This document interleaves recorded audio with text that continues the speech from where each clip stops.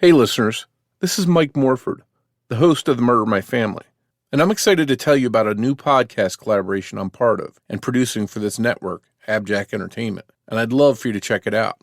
It's called Campus Killings, and it's out right now. Campus Killings is researched and written by my friend and frequent collaborator, Jess Betancourt. She hosts DNA ID, and she also co-hosts Missing Persons with me, as well as co-produces other AbJack shows, including Scene of the Crime and Beyond Bizarre True Crime. Campus Killings is hosted by our friends, Drs. Megan Sachs and Amy Schlossberg, who currently host Women in Crime. As criminologists, Megan and Amy teach, research, write, and podcast about victims, offenders, and the issues surrounding our criminal justice system, and each have over 20 years of experience working in the system in various capacities, such as law enforcement, mental health, and offender reentry. In each episode of Campus Killings, Megan and Amy dive into some of the most shocking and tragic murders to happen on school grounds and provide their analysis as both educators and trained criminologists. They discuss what went wrong and what could have been done differently to prevent the tragic outcome. I'd like to play you a short preview of Episode 1 of Campus Killings, covering the murder of Jean Cleary, and after you listen, go over and subscribe to it on your favorite podcast app to hear the full episode.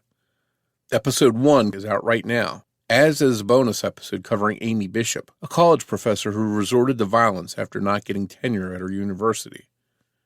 If you like any of the true crime podcasts from AbJack Entertainment, I think Campus Killings will be right up your alley, so be sure to check it out. Thanks for listening, and enjoy this preview, and we'll see you back here soon. She was strangled with a metal slinky that her roommate identified as coming from their own dorm room, and this was according to the original autopsy. Keep that in mind. The county coroner later testified at the preliminary hearing that he compared the coiled wire slinky found under Jean's bed with the marks found on her throat, and they were a match. He would later come to change his opinion. But for now, he's saying the slinky was the object that caused her death. The official cause of death was manual strangulation with abrasions, bruises, and marks from the glass and the slinky visible on Jean's throat. Following this horrific murder, the dorms were unlocked during the day, but were supposed to be locked for the night at 10 p.m. or midnight, depending on who you ask.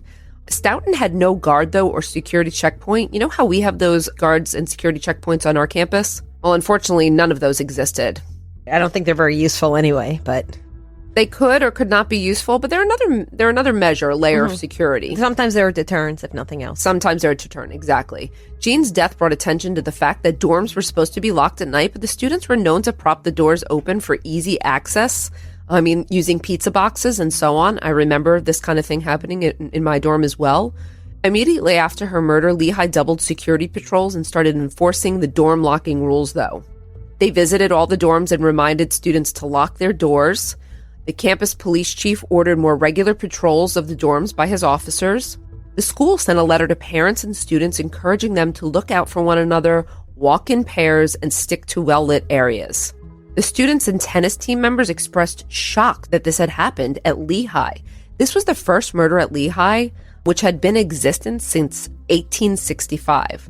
Oh, wow. Yeah, I think everyone was really surprised by this. The students were scared, and the impact on their lives was permanent. A year after the crime, it was reported that women on campus were much more aware of the dangers of walking alone and not locking their doors. The dorm doors were never really propped open anymore, except by seemingly clueless freshmen who were soon lectured about the murder. So it was just the incoming people. Everyone really, smartened up and locked down. But what about the perpetrator?